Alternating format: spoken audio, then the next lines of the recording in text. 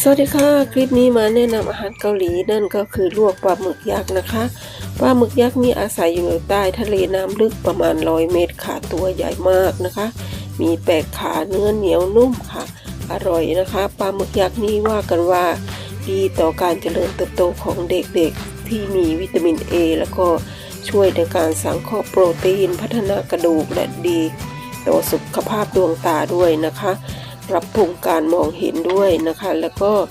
นอกจากนี้ก็ยังดีต่อโรคโลหิตจางนะคะเพราะว่าเขามีกรดโฟลิกดีต่อการผลิตเซลล์เม็ดเลือดแดงปรับปรุงภาวะโลหิตจางนะคะแล้วก็ยังดีต่อการพัฒนาสมองอีกด้วยนะคะก็ยังช่วยพัฒนาเซลล์สมองในเด็กที่กำลังเจริญเติบโตด้วยค่ะดีอย่างนี้ซื้อมาทานกันเลยนะคะค่ะสำหรับคลิปนี้ก็มีเพียงเท่านี้ค่ะขอบคุณทุกท่านที่เข้ามารับชมและเป็นกำลังใจค่ะ